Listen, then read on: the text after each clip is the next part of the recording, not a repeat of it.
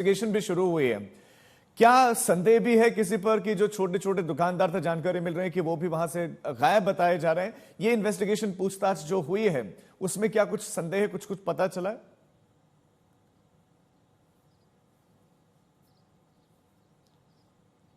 जी कल से अगर आप बात करें तो कई सारे जो लोग हैं, चाहे वो दुकानदार हैं, कुछ युवक हैं, साउथ कश्मीर, दक्षिण कश्मीर के अलग अलग हिस्सों से उनको जो है पिकअप किया है सुरक्षा एजेंसीज ने पूछताछ के लिए। तो एक जो इस वक्त माहौल बना है, जो फ्री हैंड मिला है, उसमें सुरक्षा बल जो हैं, जिन पे नजर है, जो सस्पेक्ट्स उनको लगते हैं या लगता है कि शायद इसमें से जो है कोई जो क्लू मिले, तो उस हिसाब से अभी इन्वेस्टिगेशन चल रही है। लेकिन कल कुछ स्केच जरूर बाहर आए थे, जिसमें अगर आप आई विटनेस अकाउंट की बात करें तो उसके बेसिस पे कि कैसे थे ये जो स्क्वाड था, कौन इसमें मेंबर थे, उनकी शक्लें कैसी थी, तो एक स्केच बनाए गए थे। और फिर जो सुरक्षा एजेंसीज के पास डेटाबेस रहता है, जो मिलिटेंट्स हैं उनके साथ कंपेयर करके, कोरबोरेट करके, फिर जो उनके स्केचेस बाहर आए थे, तो उसमें कुछ नाम बाहर आए हैं, जिसमें कुछ लोकल जो टीआरएफ का काडर है, उसके साथ साथ जो एफटी रहते हैं, जो बाहर के रहते हैं, उनका लिस्ट तकरीबन 3 से 4 नाम बाहर आए हैं। लेकिन जो सूत्र में ये भी कह रहे हैं कि 3 से 4 ही नहीं थे, कम से कम 6 से 7 जो टीआरएफ का फैल्कन स्क्वाड था, उन्होंने ये घटना की है। और जहां 4 डायरेक्टली जो है जिन्होंने फायरिंग की, 2-3 जो है कवर पोजीशन में भी थे।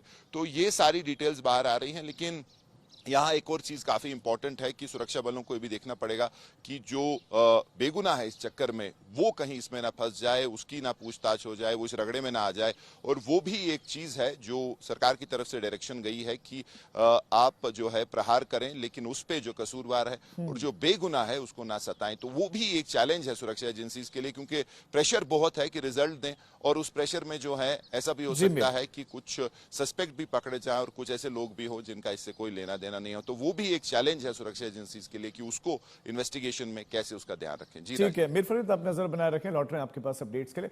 पहलगाम आतंकी हमले को लेकर एफआईआर भी दर्ज कर ली गई है और रिपोर्ट्स के मुताबिक बैसरन घाटी में आतंकवादियों ने अंधाधुंध फायरिंग की। सीमा पार बैठे आकाओं के इशारों पर यह आतंकी हमला हुआ और यह आतंकी हमले में ऑटोमेटिक हथियारों और उच्च तकनीक के संचार उपकरणों का भी इस्तेमाल किया गया। एफआईआर के मुताबिक लोगों में दहशत पैदा करने के लिए यह आतंकी हमला किया गया।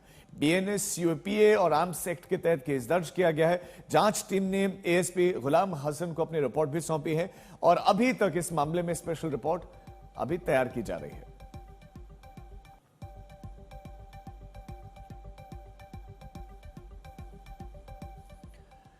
वहीं फॉरेंसिक टीम की जांच और पर्यटकों से बातचीत में जो भी तथ्य सामने आए हैं, उनके मुताबिक हमले में सैन्य ग्रेड हथियारों का इस्तेमाल किया गया।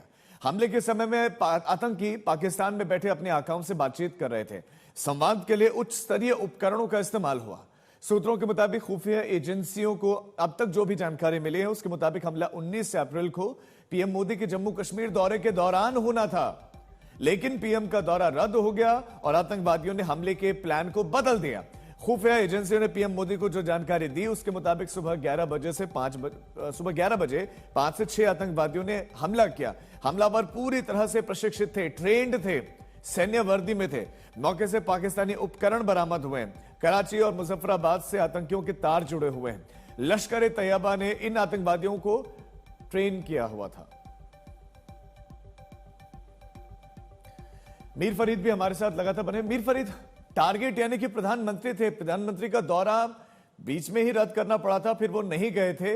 क्या प्लानिंग थी, क्या जानकारी मिली है खुफिया सूत्रों से?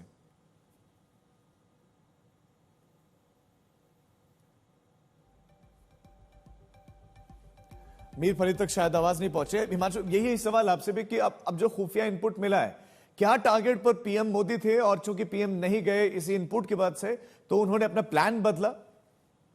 देखिए, बिल्कुल जो हम लोगों को पहले खबर आई, प्रधानमंत्री नरेंद्र मोदी के जो प्रोग्राम था जम्मू कश्मीर में 16 अप्रैल को, वो ये कहा गया वहां पे वेदर खराब है और उस वजह से प्रधानमंत्री नहीं गए। लेकिन अब जब सुरक्षा एजेंसियों की जो रिपोर्ट्स आ रही हैं, जो उनके फीडबैक हैं, उसके अनुसार जब प्रधानमंत्री वहां पर होते तो इस घटना को तब अंजाम देने का जो है वो एक साजिश रची गई थी। और इसीलिए तमाम खुफिया एजेंसियों की रिपोर्ट्स के आधार पर ये तय किया जा रहा है कि वहां और सर्च ऑपरेशन जो चल रहे हैं, साथ ही साथ जो भी रिपोर्ट्स आ रही हैं उस पर क्या कदम उठाने हैं, सरकार इसको लेकर पूरी एहतियात बरत रही है। लेकिन ये जरूर है कि स्टेप जो है, जो कड़े कदम हैं, वो उठाए जाएंगे और रिपोर्ट्स के आधार पर ही जो है पूरी स्ट्रेटेजी को तैयार किया जा रहा है। सुबह 11 बजे हमला हुआ, सरकार पूरी तरीके से मुस्तैद है, सर्च ऑपरेशंस पूरे कश्मीर में चल रहे हैं, जैसे फरीद भी बता रहे थे। तो कहीं ना कहीं एक चीज है, लेकिन सरकार हिमांशु इस पूरी ऐसा घटना जी हिमांशु ऐसा लगता है कि इनपुट था लेकिन कहीं ना कहीं चूक हुई है